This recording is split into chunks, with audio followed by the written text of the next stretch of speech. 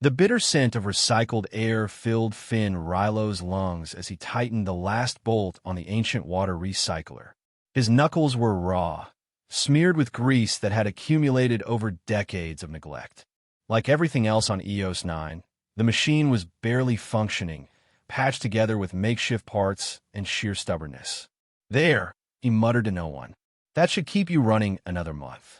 His voice echoed in the cramped maintenance bay he called home. Tucked away in the forgotten corner of an already forgotten space station, Finn had carved out a meager existence. The walls were lined with salvaged tools and spare parts, the floor littered with half-finished projects and empty ration containers. A narrow cot sat in the corner, flanked by crates that served as both storage and furniture. Finn wiped his hands on a rag that had long ago lost its original color. 6 years on EOS 9 had taught him that nothing here ever truly got clean.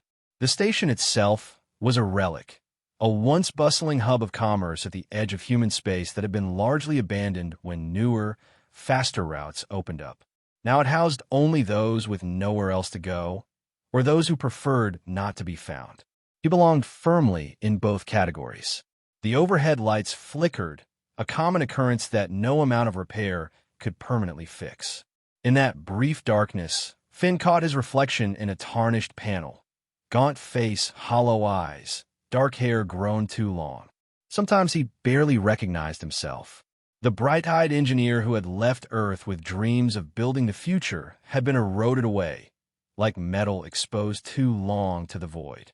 A persistent knocking at his door startled him from his thoughts. Visitors were rare in this section, especially at this hour of the station's artificial night cycle. Probably someone desperate for repairs who couldn't wait until morning.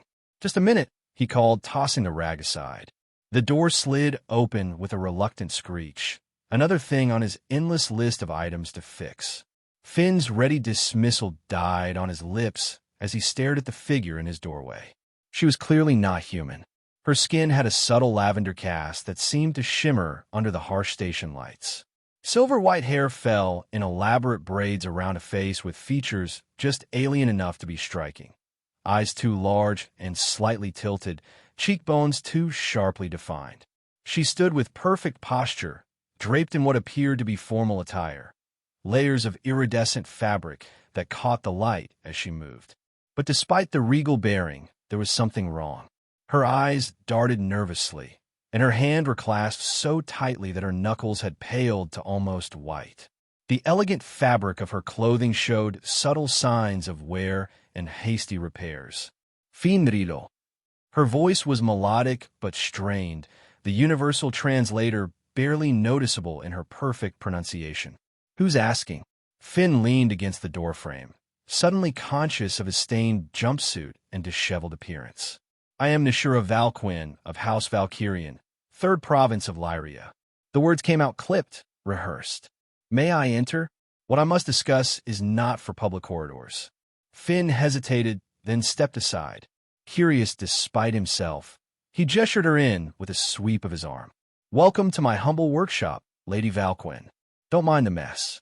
I wasn't expecting royalty today." If she caught his sarcasm, she didn't show it. She stepped inside, her eyes quickly scanning the cramped space. There was no disgust in her gaze, only a methodical assessment. "You are a mechanic." It wasn't a question. "Engineer," Finn corrected automatically. Though out here, the distinction doesn't matter much. She nodded as if this confirmed something important. "Your reputation suggests competence and discretion, both qualities I require." She paused, drawing herself up. "I need you to marry me within the next 68 hours. Finn barked a laugh, certain he'd misheard. "I'm sorry, what?" "Marriage. A legal union recognized by the Dominion. I require such a union immediately." Her voice remained perfectly level, as if she were ordering parts for repairs rather than proposing to a complete stranger. Finn shook his head, wondering if the recycled air had finally damaged his brain. "Lady, I don't know what game you're playing, but this is no game." For the first time, her composure cracked slightly. "My husband died 9 standard days ago. Under Dominion law, I have 12 days to secure a new marriage or forfeit everything." Finn frowned. "Everything? my property, my status, my freedom. Each word was clipped, precise, as if saying them caused physical pain.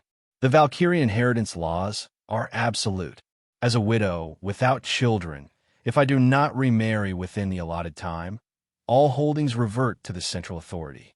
I would become a ward of the state with all that entails. The implications hung in the air. Fiend had heard rumors about how some systems treated wards of the state, glorified indentured servants at best, slaves at worst. And you chose me for this arrangement because your name was provided by contacts who suggested you might be amenable to a transaction of this nature. Her gaze was direct, unflinching. I can offer considerable compensation. The marriage would be in name only, dissolvable after 1 standard year when the inheritance period passes. Finn crossed his arms. This sounds highly illegal. It is not. The law requires marriage. It does not specify the nature of the union beyond legal recognition. She produced a small device from her sleeve and activated it. A holographic contract appeared between them, dense with legal text in multiple languages. This is a standard Dominion marriage contract. All terms are legally binding and recognized throughout the core systems. Finn peered at the document skeptically, making no move to take it. And what exactly would I be signing up for? Beyond the obvious. Nothing beyond the legal recognition. You would continue your life as before. I would secure alternate accommodations on the station. After 1 standard year, we dissolve the union, and you receive payment. Finn's skepticism deepened. And what's to stop me from claiming a portion of this inheritance you're so desperate to protect? For the first time, a faint smile touched her lips. The fact that Lyrian marriage contracts explicitly exclude spousal claims to pre-existing assets, and the fact that House Valkyrian has resources to ensure compliance with legal agreements. The thinly veiled threat wasn't lost on him. Finn ran a hand through his hair, still trying to process the absurdity of the situation. Look, Lady Valquin. Nishura, she interrupted. If we are to convince the auditors, you should use my given name. Auditors. The Dominion sends verification officers to confirm the legitimacy of inheritance preservation marriages. It is standard procedure. Finn laughed again, this time without humor. So not only do I marry you, but I have to convince some government agents that it's real? This gets better by the minute. The verification is cursory. Basic compatibility, shared space, evidence of familiarity. She spoke quickly now, a hint of desperation finally cracking through her composed facade. I can prepare you adequately. Finn turned away, running a hand over his face. This was madness. Complete madness. Yet something in her desperation seemed genuine. And if what she said about her fate was true, he turned back to find her standing closer, the rigid posture finally giving way to something that looked very much like genuine fear. "Marry me," she said. Her voice dropped to little more than a whisper. Her next words came out in a rush, as if she had rehearsed them but wasn't quite sure of their meaning. "Marry me, and I'll warm your bed." The statement hung in the stale air between them. Finn stared at her, completely taken aback by the sudden shift from formal negotiation to whatever that was.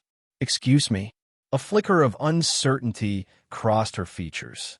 "I was advised that human males respond favorably to offers of physical companionship. If that would make the arrangement more appealing, I am prepared to—" "Stop!" Finn raised his hands, uncomfortable with the direction this had taken. "Just stop. I don't need you to warm my bed, whatever that means to you." Relief and confusion battled in her expression. "Then you decline the arrangement?" Finn sighed heavily, looking around his dingy quarters, then back at the strange alien woman standing in his doorway. What did he have to lose, really? His reputation? On EOS 9, that was worth less than the recycled air he breathed. His freedom? He was already trapped here by his past. And maybe, just maybe, there was a small part of him that wanted to help her, or was simply curious enough to see where this bizarre situation might lead. "I didn't say that," he replied slowly. "I need to think about it. And I need to see the full contract." For the first time, genuine hope flickered in her large, alien eyes. She extended the small device toward him. "All terms are included. Take what time you need." She hesitated. But I must have an answer within 12 hours. Finn took the device, their fingers briefly touching in the exchange. Her skin was surprisingly warm. 12 hours, he agreed. I'll contact you. I have no accommodation yet secured. May I return here for your answer? Finn nodded reluctantly. Fine. Come back in 12 hours. She inclined her head in what appeared to be a formal gesture of gratitude.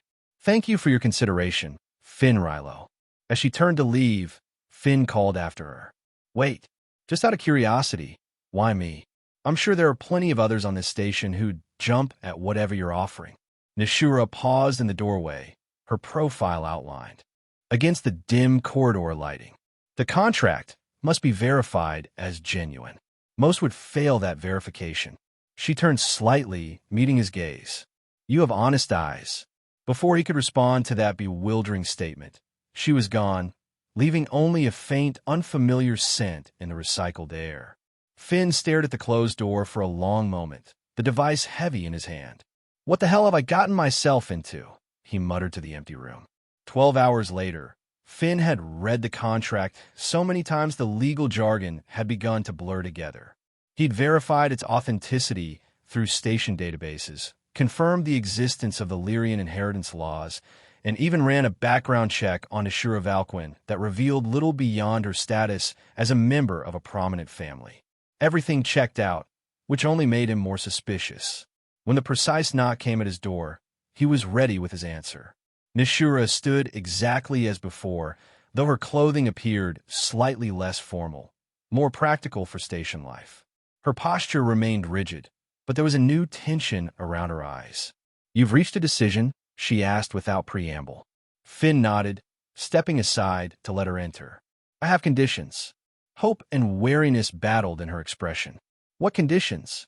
First, payment comes in installments. Half after the audit passes, half after the dissolution. She nodded immediately. Acceptable. Second, we need a clear exit clause. If at any point this arrangement puts me in danger, I want out no repercussions. A hesitation. I can agree to that with the caveat that dissolution cannot occur before the inheritance security period ends without forfeit of payment. Fair enough. Third, Finn paused, choosing his words carefully. This stays professional. No warming of beds or anything like that. A faint purple flush touched her cheeks. That was merely an offered incentive based on incorrect cultural understanding. I have no expectation or desire for physical intimacy. Good. Then I think we have a deal. Finn extended his hand, a gesture he wasn't even sure she would recognize. After a moment's hesitation, she placed her slender hand in his. Her skin was smooth and warm, with a subtle texture he couldn't quite identify. We have a deal, Finn Rilo, she said, and for the first time, her voice carried a note that might have been relief. Just Finn is fine, he replied, suddenly awkward. So, what now? Now, we formalize the contract. She took the device from where he had set it on his work table. Place your thumb here.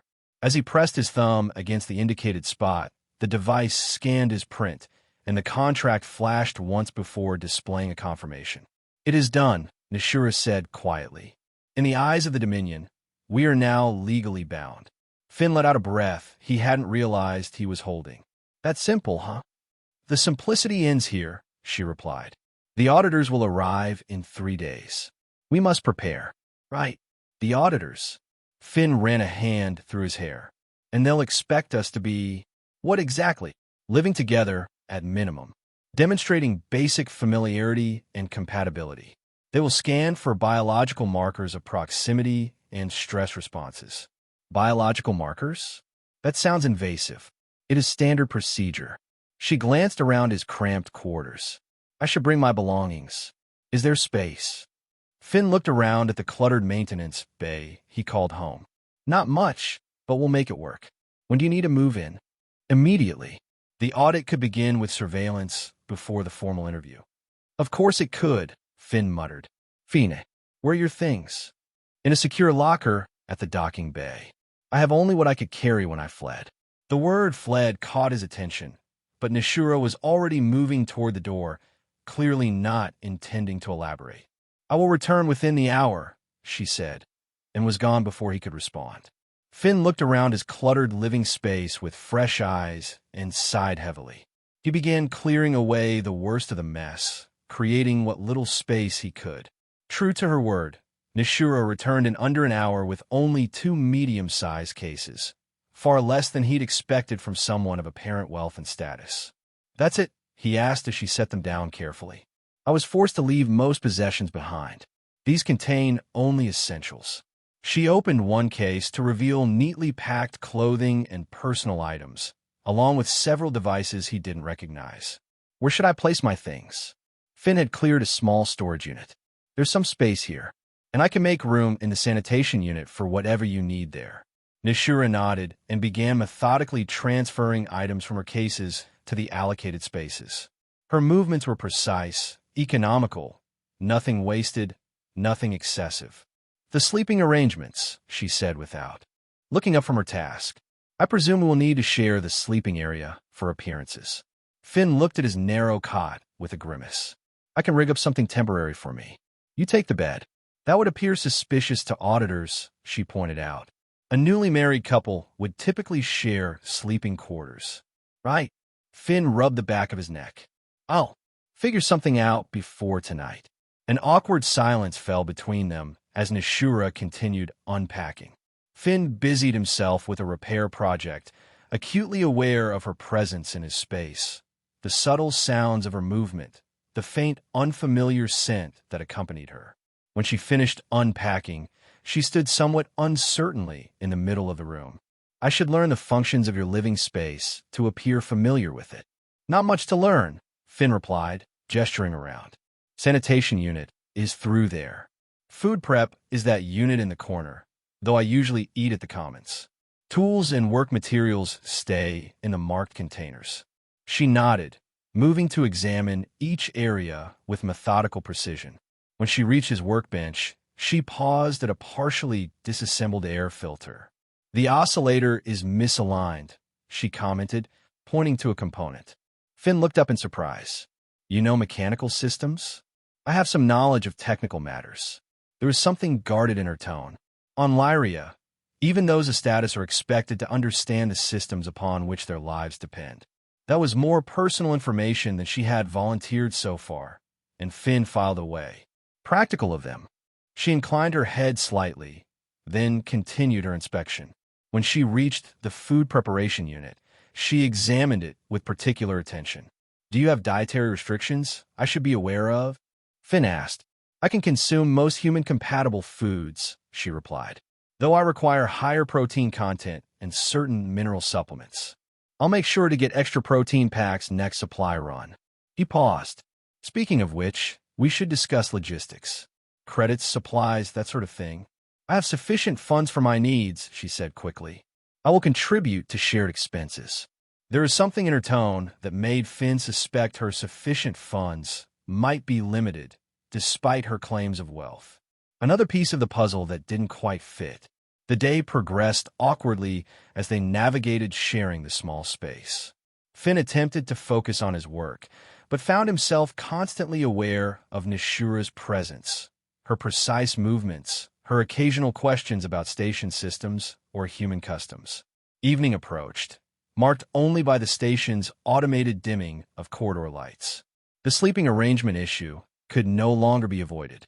Finn had managed to extend his cot slightly with some spare parts, but it remained barely large enough for 2 people, and only if they lay very close together. "I can sleep on the floor," he offered, looking at the narrow bed dubiously.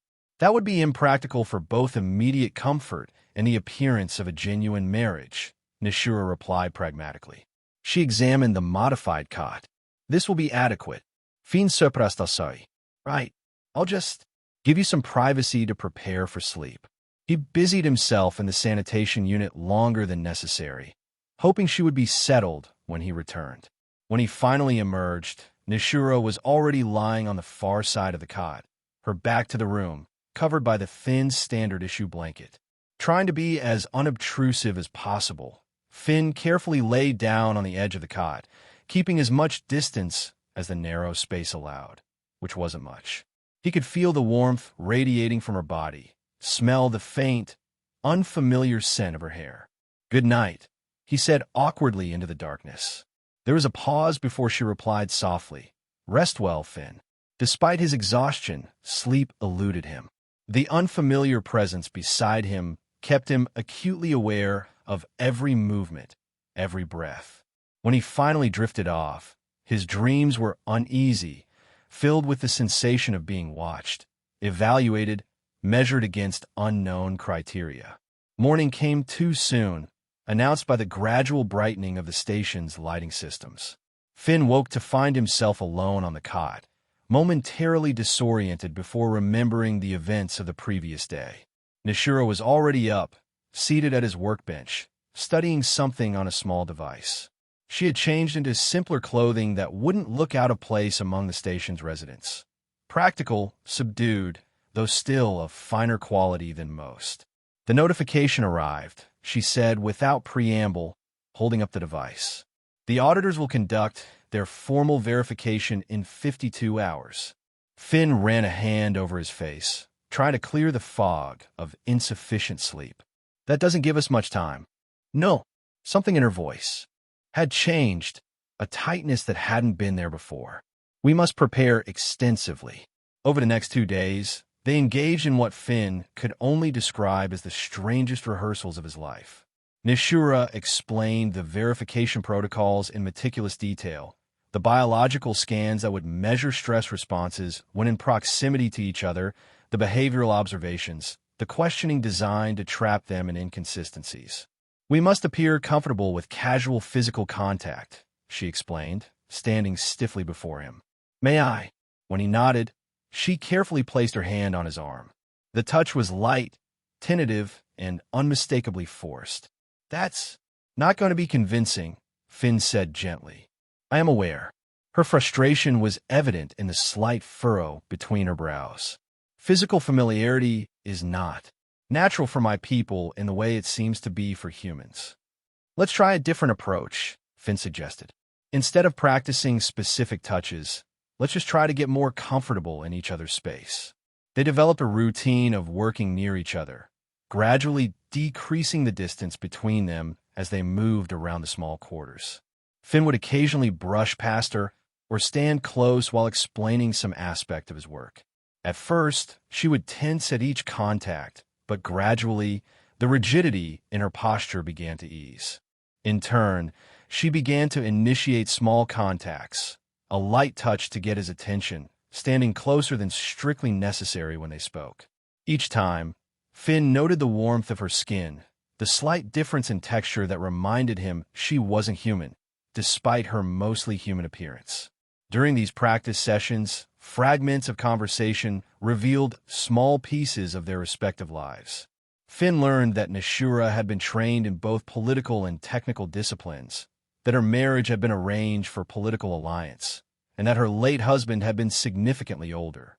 "He was not unkind," she said quietly when Finn cautiously inquired about their relationship. The arrangement was satisfactory. The lack of emotion in her description told Finn more than her words. "And now I must secure my independence." Her voice hardened. "The alternative is unacceptable." In turn, Finn found himself sharing small fragments of his past, how he had trained as an engineer on Earth, his early career designing environmental systems for space habitats, and vague references to why he had ended up on a forgotten outpost like EOS 9. "There was an accident," was all he would say about that last part. "People were hurt. I left." Nishura didn't press for details, but later that evening, he caught her examining the scarring on his left forearm, burn marks he usually kept covered. "Plasma containment failure," he said simply when he noticed her gaze. "I was lucky. Others were not," she stated rather than asked. Finn nodded once, turning away. The conversation ended there, but something had shifted between them, a recognition of shared understanding about loss and consequences. By the second evening, they had progressed to practicing more intimate contact that might be expected of a married couple. The first time Finn attempted to put his arm around her shoulders, they both froze awkwardly. "Let's try again," he suggested after a moment. "Just try to relax." The second attempt was marginally better. By the third, Nishura had learned to lean slightly into the contact, her posture less rigid. The auditors will expect, at minimum, this level of comfort, she explained as they practiced standing with his arm around her waist, and potentially more overt displays of affection. Finn felt her tense at the words. More overt meaning physical gestures of affection, embracing, potentially lip contact, kissing. Finn clarified, suddenly feeling awkward himself. We should probably practice that too, then. The suggestion hung in the air between them. Nishura nodded once, her eyes not quite meeting his. That would be prudent. They stood facing each other, both suddenly uncertain. Finn gently placed his hands on her upper arms. Just relax. This doesn't have to be complicated. Her large, alien eyes met his, and he was struck by the vulnerability in them, so at odds with her usually composed demeanor. Slowly, giving her time to pull away, he leaned forward and pressed his lips to hers. The kiss was brief, light, barely more than a touch. When he pulled back, there was a faint purple flush across her cheekbones. That was different than I expected, she said quietly. Different good or different bad? Just different. She paused. We should try again, to ensure it appears natural. The second kiss was less awkward, the third almost comfortable. By the fourth, Finn was acutely aware of a change in his own physiological response, an increased heart rate that had nothing to do with anxiety and everything to do with the softness of her lips, the warmth of her body now pressed lightly against his. When they separated, there was a moment of silence, neither quite meeting the other's eyes. That should be sufficient practice, Nishura said, her voice slightly less steady than usual. Right, Finn agreed, stepping back and running a hand through his hair. I think we'll pass that part of the inspection. That night, sharing the narrow cot was different. Though they still maintained what space they could between them, there was a new awareness that made sleep even more elusive. In the dim light of the station's night cycle, Finn heard Nishura's quiet voice. Why did you agree to this arrangement? Truly, he considered the question carefully. Honestly, I'm not entirely sure. The credits are useful, obviously. But, he paused. I guess I understood what it's like to need a fresh start. She was silent for so long he thought she might have fallen asleep. Thank you, she finally whispered, so quietly he barely heard it. The morning of the audit arrived with a formal notification. The Dominion representatives would arrive at their quarters at precisely 1400 station time. Nishura was unusually quiet as they prepared, methodically reviewing their practiced responses and backstory. They'll ask how we met, how long we've known each other, she reminded him. We've agreed on 3 local months, initially for technical consultation, with the relationship developing naturally. Finn nodded, watching her adjust and readjust the same tools on his workbench for the third time. Nishura. She didn't seem to hear him, continuing her nervous recitation. They may inquire about future plans, which we've agreed are to remain on EOS 9 until... Nishura, he said more firmly, placing a hand on her arm. She stilled immediately under his touch. We've been over this. We're ready. She looked up at him, and for the first time, he saw naked fear in her eyes. If they reject the validity, they won't. He squeezed her arm gently. We prepared thoroughly. It's going to be fine. She took a deep breath, visibly centering herself. Yes, of course. At precisely 1400, the door chime sounded. Finn opened it to reveal 2 figures in the severe gray uniforms of Dominion officials. One human, one clearly not, both with the impassive expressions of bureaucrats throughout the galaxy. Verification officers Talon and Mex, the humans stated flatly. Marriage validation inspection for Finn Rilo and Nishura Valquin. Yes, please come in, Finn said, stepping aside with what he hoped was an appropriate mix of respect and casual confidence. The officers entered, their eyes immediately sweeping the small quarters in assessment. Finn was suddenly acutely aware of the cramped conditions, the makeshift nature of much of his living space. These are your permanent quarters? Officer Talon asked, making a notation on a tablet. Yes, Finn replied. I know it's small, but it suits our needs for now. I conduct my business from here as well. Nishura had moved to stand beside him, and he naturally placed his arm around her waist as they had practiced. To his relief, she leaned slightly into the contact, just as they had rehearsed. And you, Lady Valquin, the non-human officer addressed her directly. You find these accommodations acceptable after your previous standard of living? There was something almost challenging in the question. Nishura lifted her chin slightly. I find them more than adequate, Officer Mex. Comfort is found in companionship, not in excessive space. The officer made a non-committal sound, continuing their inspection of the quarters. The human officer removed a small device from his case. Standard biological scanning will now commence, he announced. Please continue normal interaction while we conduct our assessment. Finn felt Nishura tense slightly against him and gave her a reassuring squeeze. Would either of you care for refreshment? He offered, guiding her toward their small food preparation area as if this were any normal day. That won't be necessary, Officer Mex replied, watching them intently as the scanning device emitted a soft hum. Please continue as you normally would. This was the part they had practiced most carefully, appearing natural while under direct observation. Finn busied himself with checking a repair project while Nishura arranged some of her personal items nearby, their movements coordinated to occasionally bring them into proximity. How did you meet? Officer Talon asked abruptly, eyes on his scanner. Nishura required technical consultation for environmental systems. Finn answered smoothly, the rehearsed story coming easily now. Her knowledge of advanced systems was actually quite impressive. We found we worked well together. And the relationship progressed from professional to personal, Nishura added, her voice calm despite the faint tension Finn could feel in her body when she moved near. Him, quite rapidly, it seems, Officer Mex observed with clear skepticism. Finn looked at Nishura, allowing himself a genuine smile. When you know, you know. It was a practice line, but as he said it, something shifted in his perception. There was truth in it he hadn't anticipated. Lady Valquin, Officer Talon said suddenly. Please approach. Nishura complied without hesitation. The officer held the scanner closer to her, frowning slightly at the readings. The timing of this union, so soon after your husband's passing, is convenient, he remarked. One might suspect the primary motivation is retention of assets rather than genuine attachment. The implied accusation hung in the air. Finn felt a surge of protectiveness that had nothing to do with their rehearsals.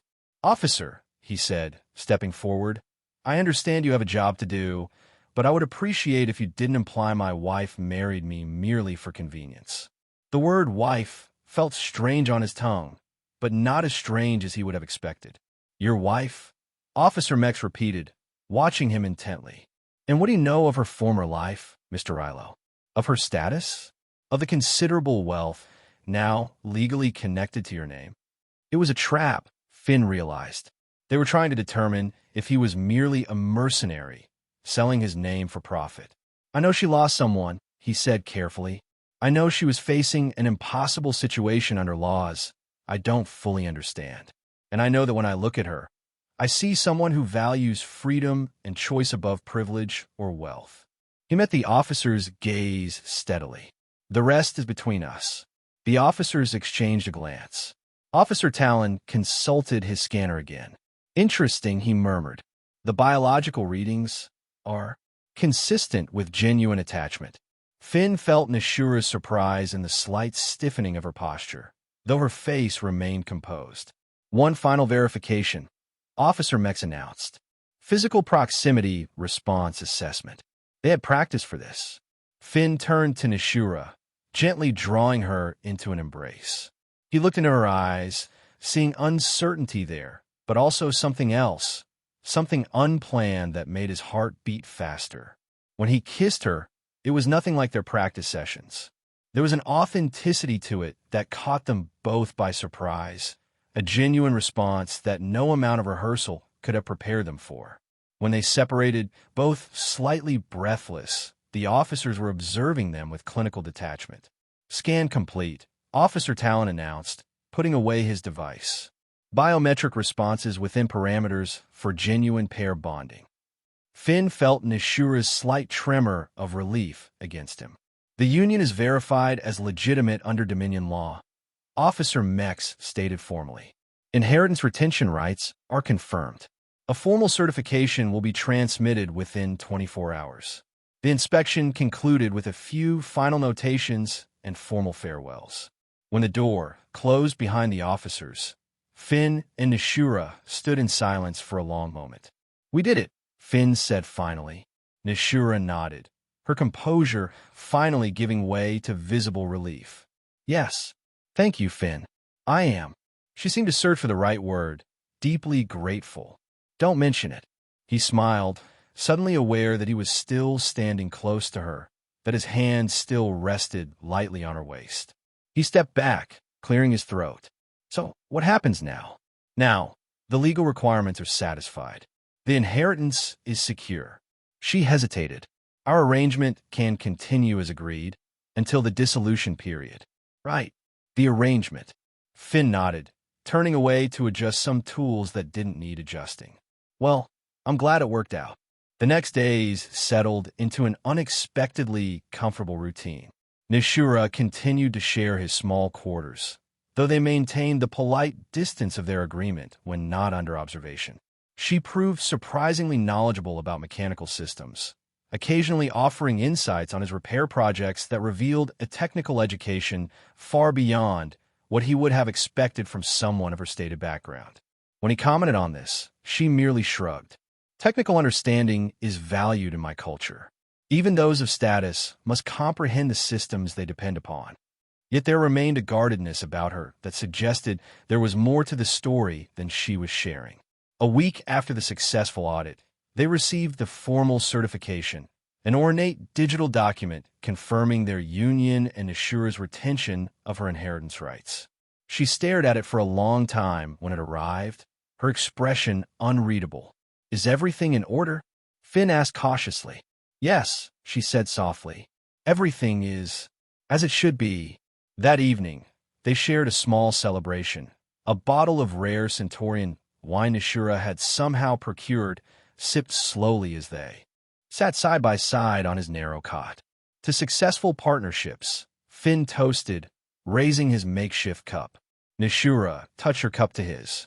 To unexpected alliances. The wine loosened their usual reserve, and conversation flowed more freely than it had before. Finn found himself telling her about his life before EOS 9, his promising career designing environmental systems for new colonies, the cutting-edge research he'd been part of. "What happened?" Nishura asked quietly when he fell silent. "What brought you here?" Finn stared into his cup for a long moment. "There was a project, new atmosphere processors for a mining colony on Vega 3. Experimental technology, tight deadlines, corporate pressure. He swallowed hard. "I signed off on systems that weren't fully tested. There was a catastrophic failure. 17 people died." The words hung in the air between them. He hadn't spoken of it to anyone since fleeing to this forgotten outpost. "The official investigation cleared me of criminal negligence," he continued flatly. "But I knew we were rushing, that more tests were needed. People died because I didn't stand my ground." Nishura's hand came to rest lightly on his arm over the burn scars. "You were there when it happened. I tried to contain the breach manually." He gave a bitter laugh. "Heroic effort, they called it. Too little, too late." They sat in silence for a moment, her hand still on his arm, warm and strangely comforting. "And you," he asked finally, "what's the real story of Nishura Valquin?" She withdrew her hand, taking another sip of wine before answering. "Much of what I told you is true. My husband died. The inheritance laws are real. The consequences of failure are, as I described. But," she met his gaze directly, "but I did not tell you that my husband's death was not entirely unexpected, that he had enemies, that there are those who believe I should not retain control of House Valkyrion's interests.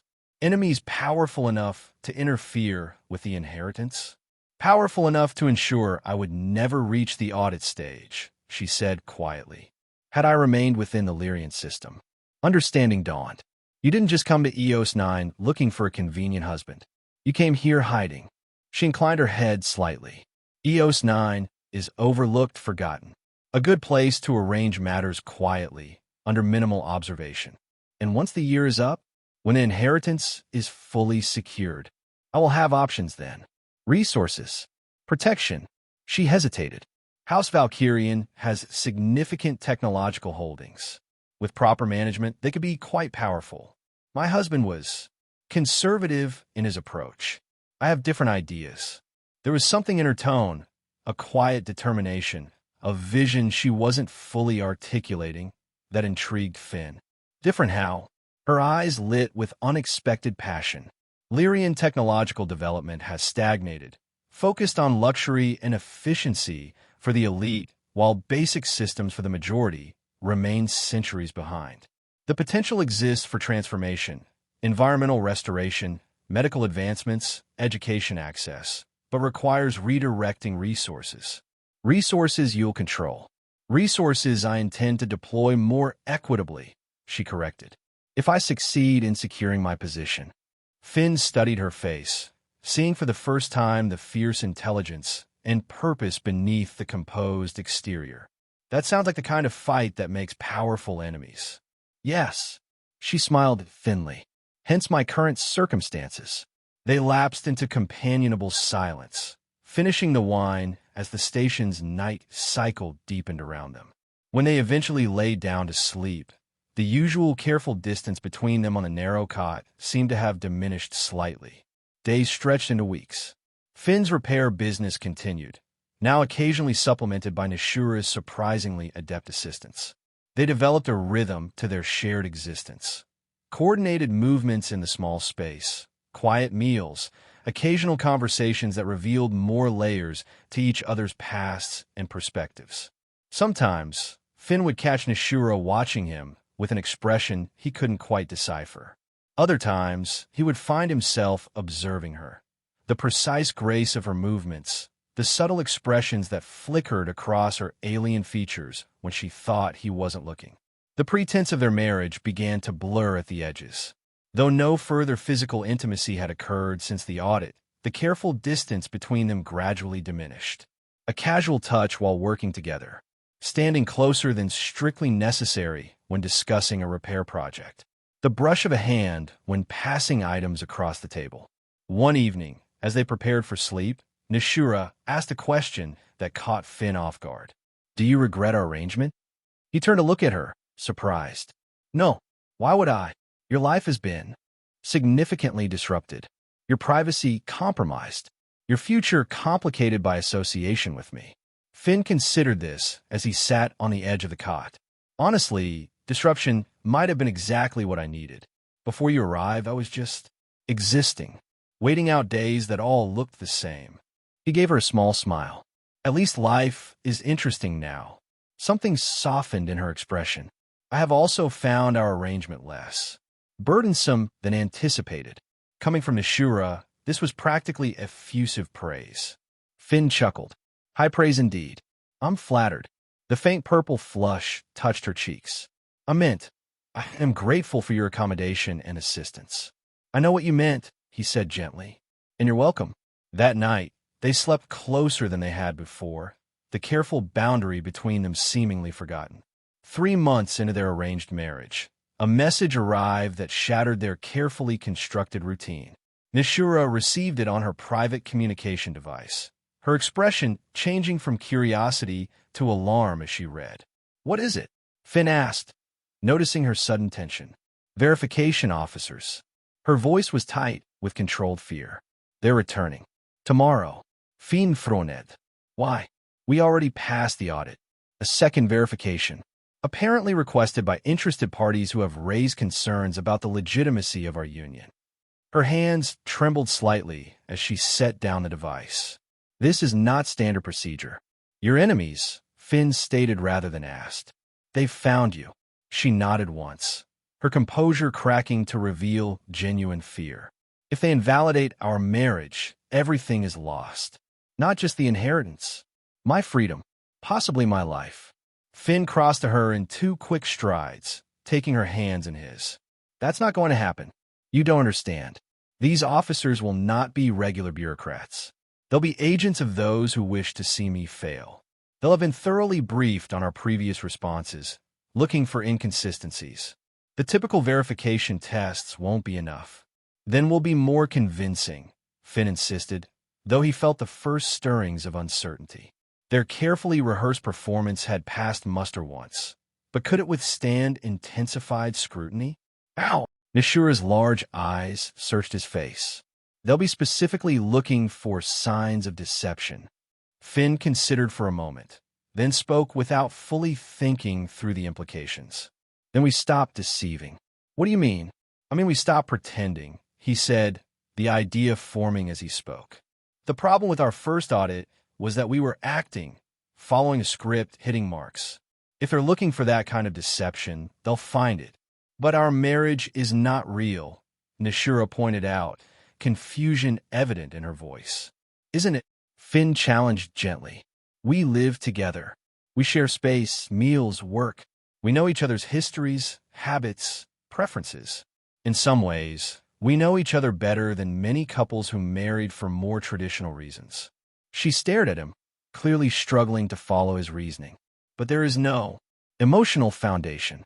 Finn hesitated, then decided honesty was necessary. Are you sure about that? The question hung between them, weighted with implications neither had acknowledged until this moment. Nishura looked away, that telltale flush spreading across her cheeks. I don't know what you mean. I think you do, Finn said quietly. I think somewhere along the way, this stopped being entirely an arrangement for both of us. Her eyes returned to his, wide with uncertainty. Even if that were true, how would it help us pass this verification? Because genuine feelings can't be faked, Finn explained. If we stop trying to perform what we think they want to see and just be ourselves as we are now, with whatever has developed between us, that authenticity might be our best defense. Nishura was silent for a long moment, processing.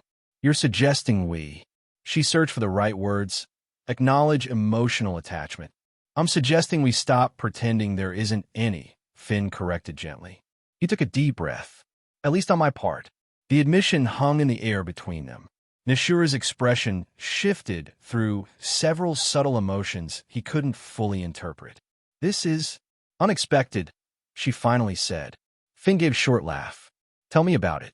Another silence stretched between them, less comfortable than before. Finn began to regret his candor, wondering if he had misinterpreted the subtle shifts in their relationship over the past months. I have not allowed myself to consider. Nishura began haltingly. The arrangement was meant to be temporary.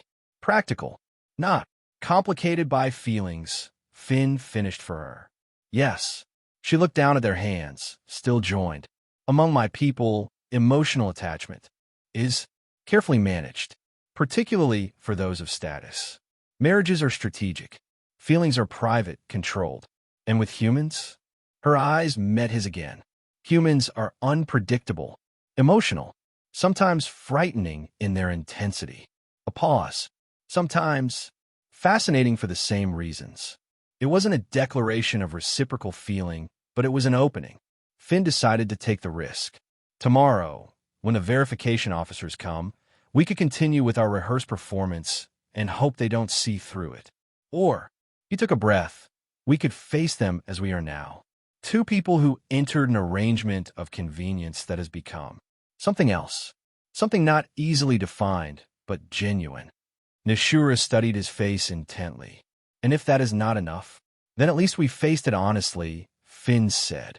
But I think authenticity might be our strongest weapon right now. She considered this, then nodded slowly. Perhaps you were right. Deception is what they will be looking for. Truth might be unexpected. The tension between them shifted, taking on a different quality, expectant, uncertain, but somehow lighter than before.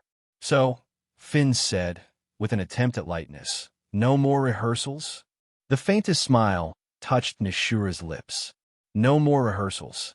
That night, they lay closer than ever in the narrow cot. The careful boundaries dissolved. Nishura's head rested lightly against Finn's shoulder, his arm curved naturally around her.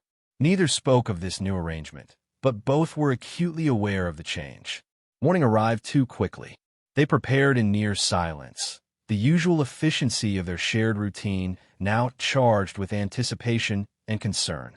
Nishura wore the same clothing she had for the first audit, practical but dignified. Finn found himself taking unusual care with his own appearance, cleaning up more thoroughly than his typical workday routine. At precisely 1,000 hours, the door chime sounded. The verification officers this time were different. A human woman with sharp features and cold eyes, an Illyrian male whose rigid posture reminded Finn of Nishura when she had first appeared at his door. Both wore the gray uniforms of Dominion officials, but there was something more severe, more intimidating in their bearing. Verification officers call and Valex, the woman announced crisply. Second audit for union verification, case 7429L. We will begin immediately. They entered without waiting for an invitation, the Lyrian officer immediately activating scanning equipment more sophisticated than what had been used in the previous audit. Be advised that this verification includes enhanced biometric monitoring, stress response evaluation, and deep pattern recognition. Officer Call stated, her eyes moving between Finn and Nishura with clinical detachment. Attempted deception will be detected and will result in immediate invalidation. Finn felt Nishura tense beside him and, without thinking, reached for her hand. She took it, her fingers twining with his naturally. We understand, Finn replied calmly. Though I'm not clear on why a second verification is necessary when we've already passed the standard audit. Concerns have been raised regarding the timing and circumstances of this union. Officer Valek stated, his accent similar to Nishura's, but his tone entirely devoid of warmth. The Dominion takes inheritance preservation marriages very seriously, particularly when significant resources are involved. I'm aware, Nishura replied, her voice steady despite the slight tremor Finn could feel in her hand. House Valkyrian has always complied fully with Dominion regulations. Officer Valex's eyes fixed on her with particular intensity. Indeed, your late husband was most diligent in such matters. There was something pointed in the statement, though Finn couldn't decipher the subtext. We'll begin with separate interviews, Officer Call announced. Mr. Rilo will remain here. Lady Valquin, please accompany Officer Valex to the adjacent corridor. Finn felt a surge of protest, but Nishura squeezed his hand once before releasing it. Of course, she said, her composure fully in place. As she followed the Lyrian officer out, Finn fought down a sense of foreboding. This was already deviating from the previous audit procedures. Officer Call positioned herself across from him, activating a recording device. Please state your full name and planet of origin. Finn Rilo, Earth Colony of New Seattle. She nodded, making a notation. Mr. Rilo, please describe the nature of your relationship with Nishura Valquin prior to your marriage. Finn took a breath, remembering his own advice about honesty. We had no relationship prior to her arrival on EOS 9. She approached me with a business proposition. Officer Call's eyebrows raised slightly, the first crack in her impassive demeanor. You admit the marriage was arranged? Initially, yes, Finn acknowledged. She needed a husband to secure her inheritance rights. I agreed to help. So this is a marriage of convenience, she stated flatly. It started that way, Finn corrected. Things have changed. Change how? Finn met her gaze directly. We spent 3 months living together in close quarters, working together, learning about each other. What began as an arrangement has become something more genuine. More genuine, she repeated skeptically. You expect me to believe you developed genuine feelings for an alien woman from a culture notoriously emotionally reserved, who initially offered you what amounts to a business transaction? I don't particularly care what you believe, Finn replied with a calmness that surprised even him. It's what happened. Officer Call studied him intently, the scanning device in her hand humming softly. What do you know about House Valkyrian's technological holdings? The abrupt change of subject caught Finn off guard. Not much specific. I know they're significant, and that Nishura has ideas about redirecting resources toward more equitable development. And that doesn't interest you? The potential wealth and influence? Finn shook his head. I've had enough of corporate influence and technological power games. They cost lives. If I wanted that world, I wouldn't be living in a maintenance bay on a forgotten station.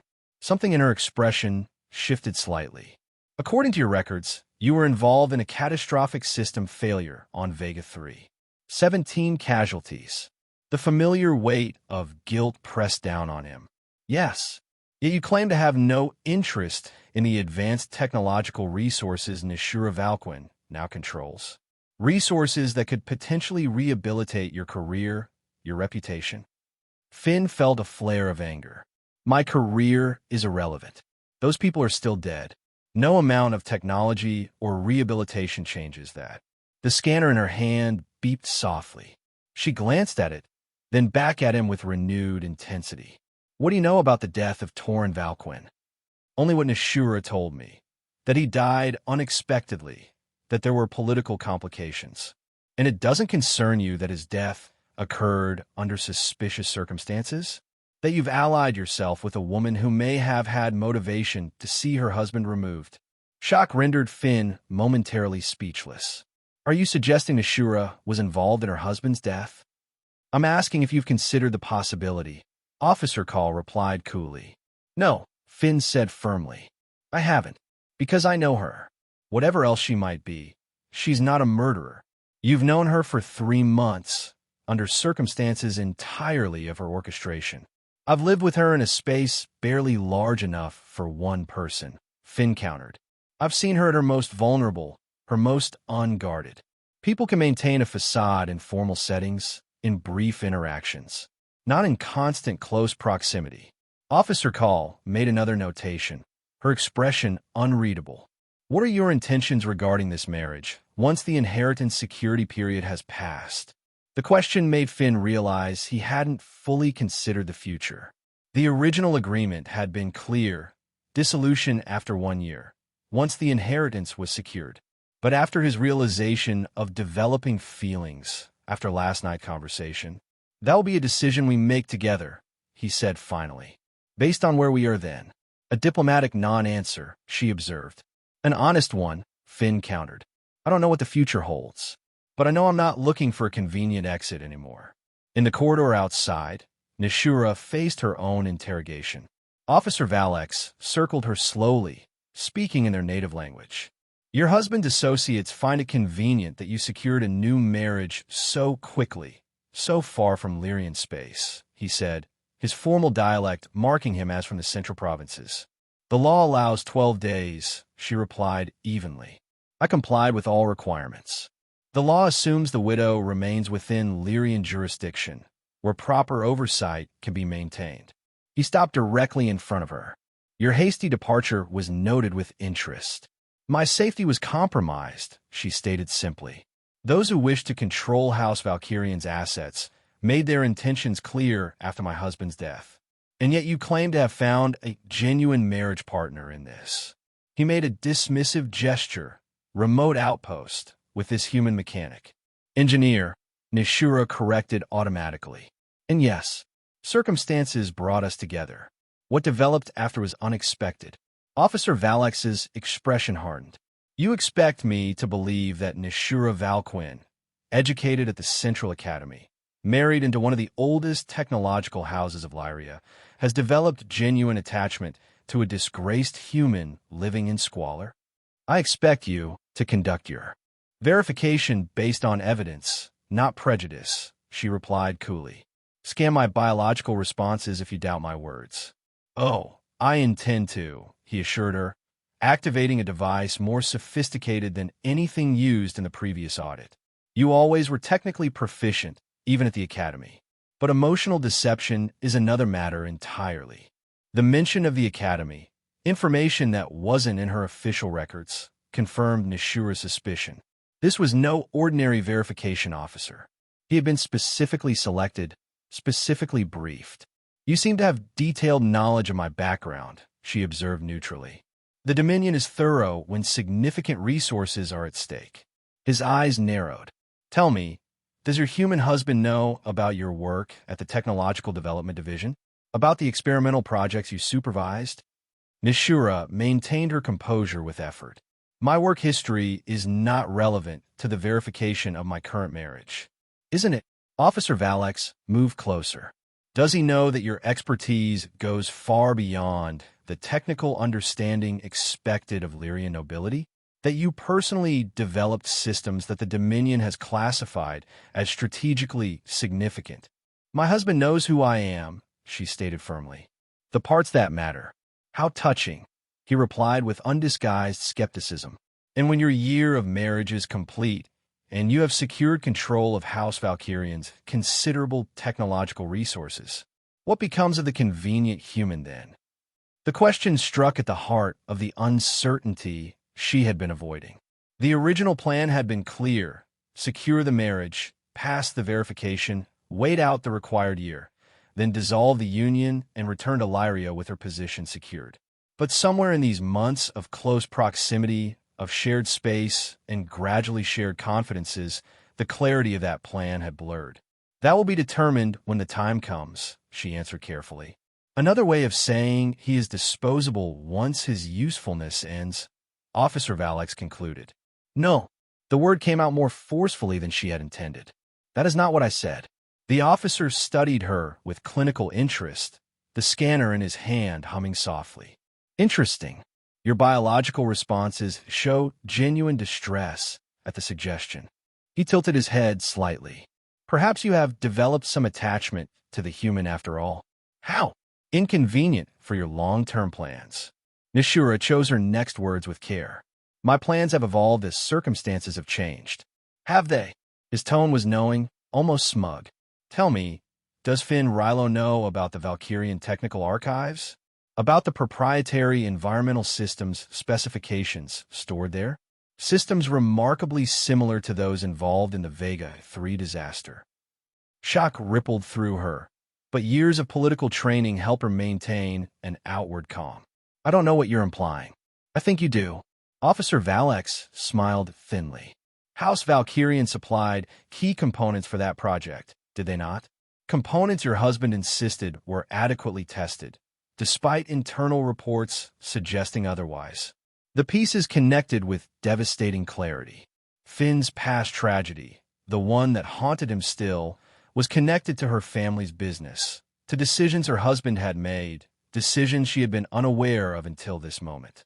This verification has strayed far beyond its official purpose, she stated, fighting to keep her voice steady. If you have completed your assessment, I would like to return my husband. Of course. Officer Valex agreed with false courtesy. I believe we have gathered sufficient data. They returned to find Finn and Officer Call in what appeared to be a silent standoff, tension evident in Finn's posture. He immediately moved to Nishura's side when she entered, his hand finding hers in a gesture that felt both protective and seeking reassurance.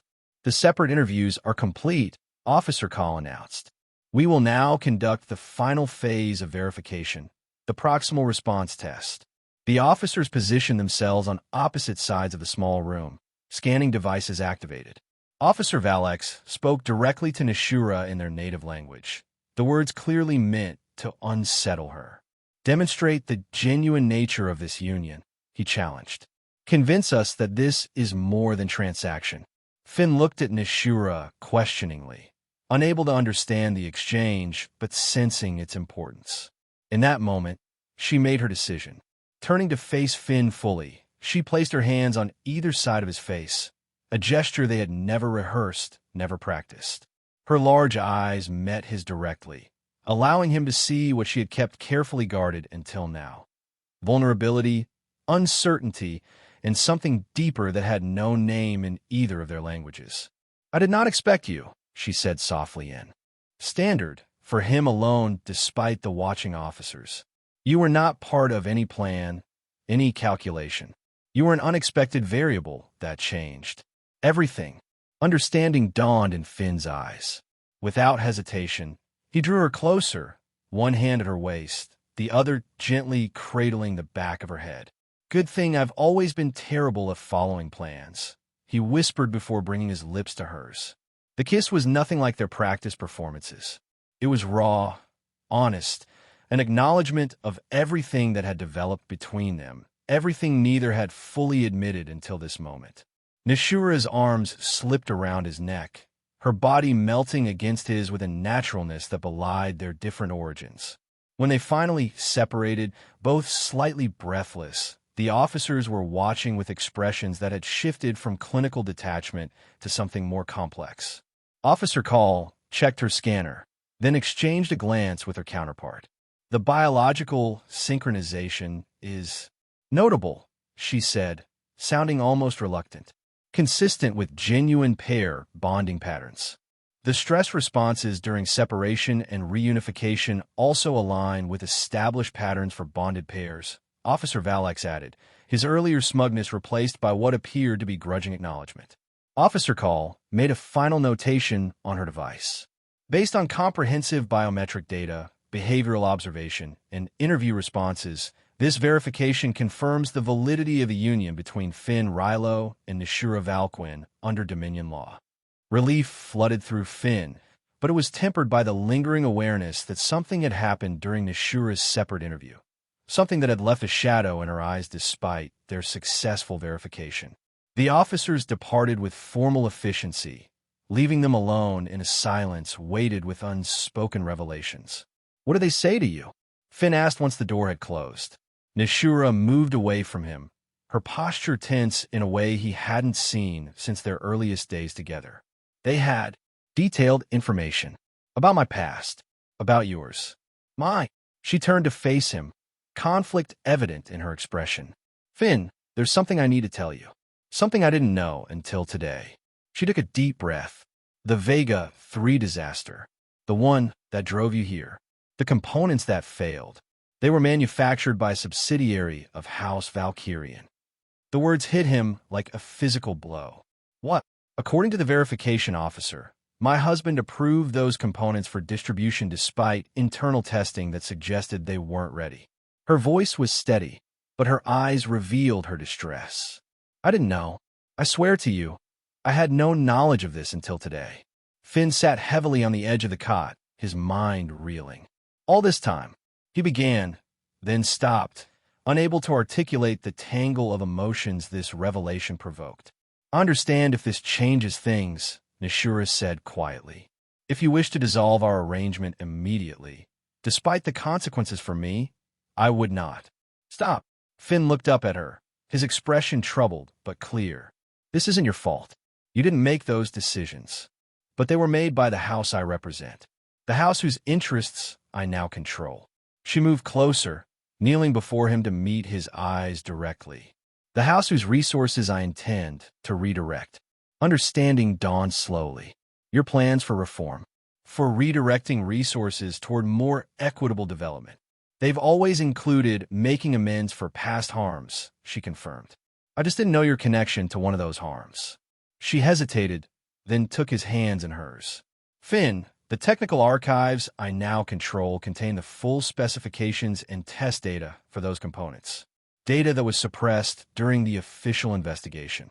The implications hit him with stunning force.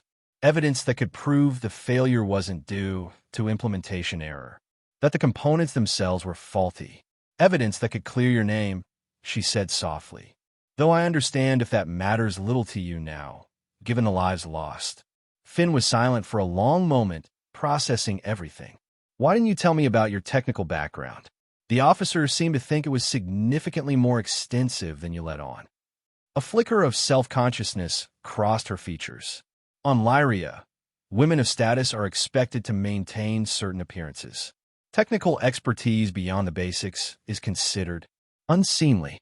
My husband tolerated my interests as an eccentricity, but insisted I maintain appropriate distance from actual implementation." Her expression hardened slightly. "It was one of many things I intended to change once I had control." "And now you do," Finn observed. "Now we do," she corrected, then looked uncertain. If that's still what you want."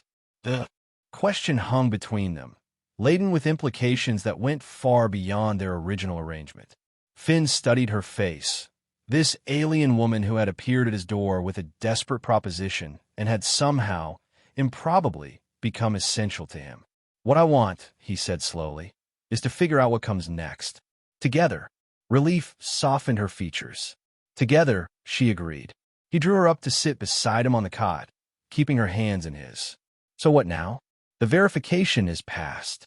Your position is secure. Now we have choices, she said. We could continue as planned, wait out the year, dissolve the union, go our separate ways. You with your payment, me with my inheritance secured. Or we could acknowledge that what began as convenience has become something else. She met his gaze directly. Something worth exploring further. Something genuine, Finn supplied, his thumb tracing patterns across the back of her hand. Yes, the single word carried weight beyond its simplicity. And, practically speaking, would that mean staying here? Returning to Lyria? Something else entirely? Nishura considered this. With the verification passed and my position secured, I can access resources remotely. We have options. We could stay here while we figure it out, Finn suggested, though we might need slightly larger quarters. A smile touched her lips. Slightly. And in the meantime, he continued, we could look into that evidence from the Vega 3 disaster. Not to clear my name, but to make sure something like that doesn't happen again. Yes, she agreed. That would be a worthy beginning. A beginning, Finn repeated, liking the sound of it. Not an arrangement anymore, but a beginning. Later that night, as they lay together in the narrow cot that no longer felt constraining but comfortably intimate, Nishura turned to face him in the dim light. There's something I need to say, she began hesitantly, before we go any further. Finn propped himself up on one elbow, giving her his full attention. What is it? That first day, when I appeared at your door and made my proposal. She paused, searching for the right words. When I said I would warm your bed, I didn't fully understand the implication. It was a phrase I had heard used in reference to human marriages, and I thought it was simply part of the negotiation process. A smile tugged at Finn's lips. I figured as much. But now, she continued, her voice softening, I believe I understand the meaning better. And I find that the telltale flush spread across her cheeks. I wish to honor that part of our agreement as well. Not as obligation, but as choice. Finn's breath caught. Gently, he traced the line of her cheek, marveling at the subtle texture of her skin. Are you sure? In answer, she closed the distance between them, bringing her lips to his with newfound confidence. The kiss deepened, carrying them into territory they had only glimpsed during their most unguarded moments. When they separated, breath mingling in the small space between them, Finn smiled. I think we can renegotiate the terms of our arrangement, he murmured. Not an arrangement, she corrected, drawing him closer. A beginning. And as they came together in the darkness of a maintenance bay on a forgotten space station, boundaries of species and origin and purpose dissolved entirely. What had begun as a desperate proposition, marry me, I'll warm your bed, had transformed into something neither could have anticipated, a genuine connection, a shared future, and a warmth that had nothing to do with obligation and everything to do with choice.